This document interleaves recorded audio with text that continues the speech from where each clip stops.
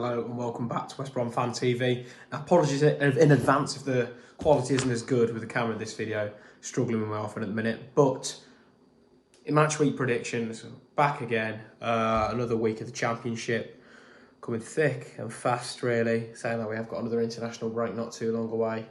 So without further ado, let's get straight into it with a Friday night opening match of the game week. Middlesbrough taking on West Bromwich Albion. Middlesbrough have been fantastic this season. They just seem to find a way to win no matter what game they're in.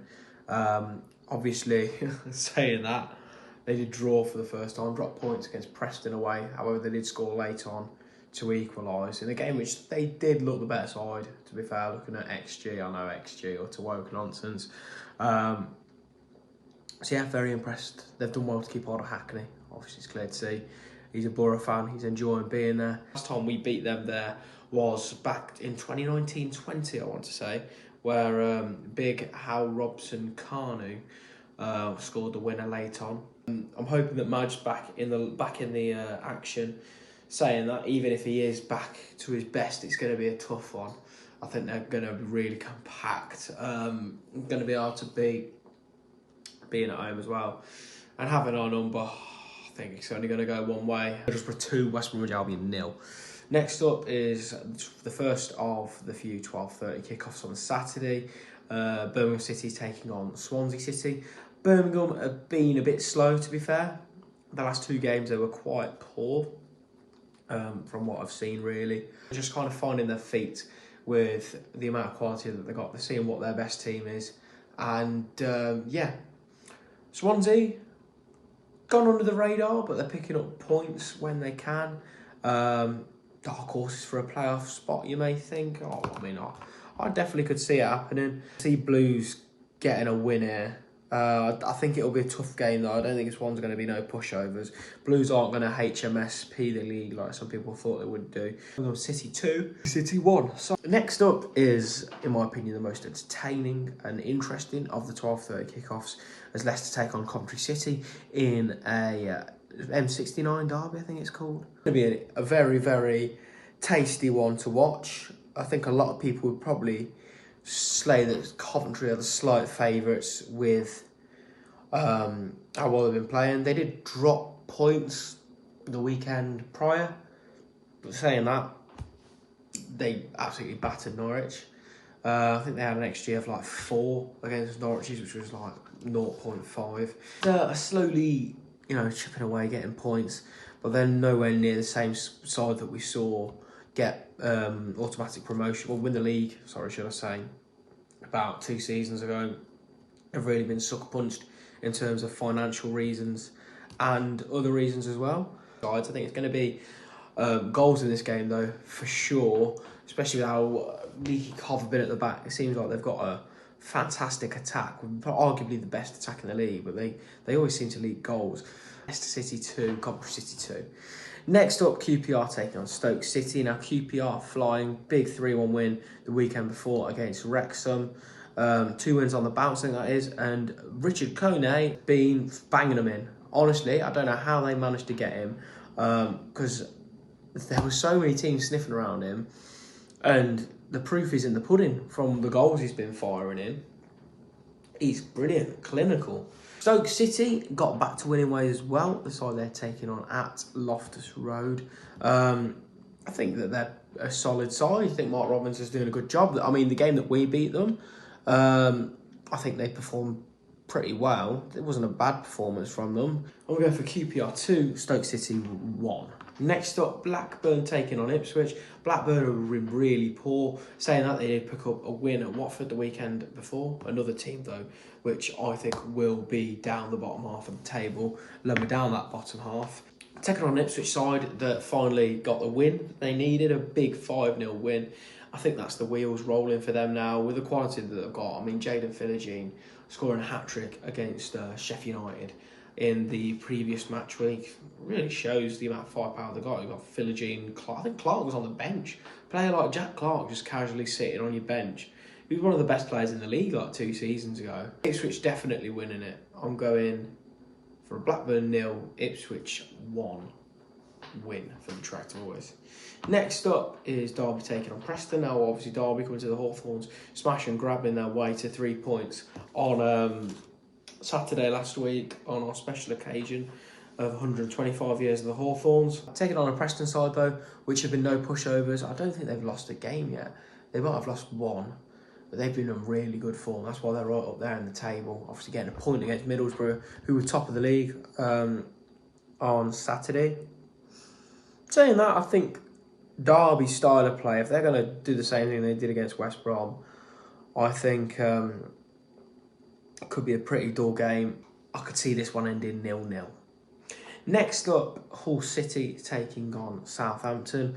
Hull have been fairly hit and miss, and they seem to be doing okay, very steadily, just plunging along. I think a lot of people would argue that they're not in the relegation picture anymore with some of the signings they made. I mean, Ollie McBurney's a fantastic striker that they've got in their ranks.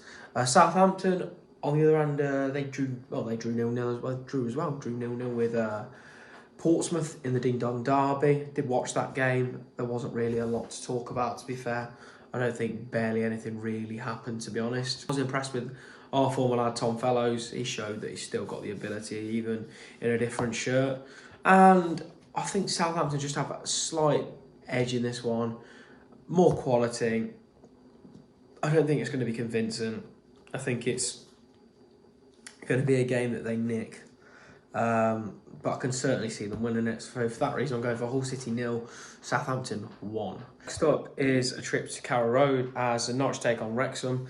Norwich, with a point that they'll be gutted that wasn't 3 for the manner that they conceded, but also a point that they will cherish, well, considering how much Coventry battered them. Steady start for Norwich, nothing too crazy, a couple of wins, just plodding along.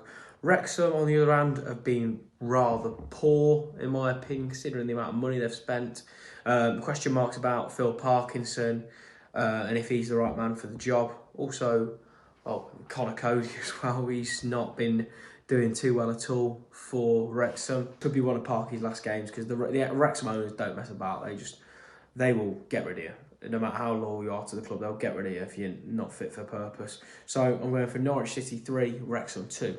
Next up is Portsmouth taking on Sheffield Wednesday. Now, I don't think there's too much really to say about this game because the state that Sheffield Wednesday are in, it's getting worse and worse, it seems. Something seriously needs to be done. It's just like it's going under the radar a bit, really. Something seriously needs to be done, sorted, put into place to ensure this football club survives, because it's a great historic club. Portsmouth 4, Sheffield Wednesday 0. Next up is Sheffield United, another struggling team in South Yorkshire, taking on Charlton.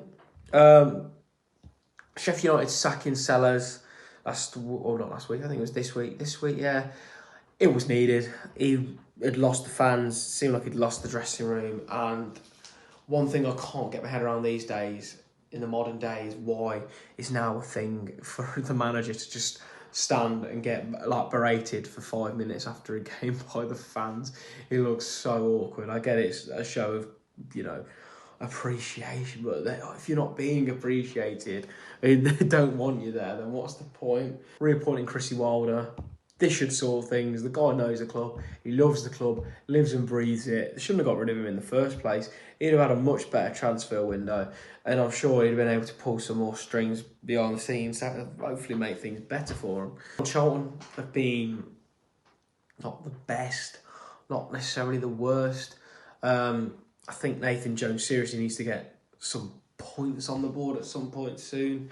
Charlie Kelman's not been as prolific as I thought it'd be. I thought he was going to be what Rishi Kone's turned out to be, but I guess not. I think it's going to be a tough test. I think Bramall Lane, they're going to be right behind him under Wilder. I think it's going to be a horrible, gritty performance from Sheffield United, but they will get the job done. Okay, Sheffield United 2, Charlton 0.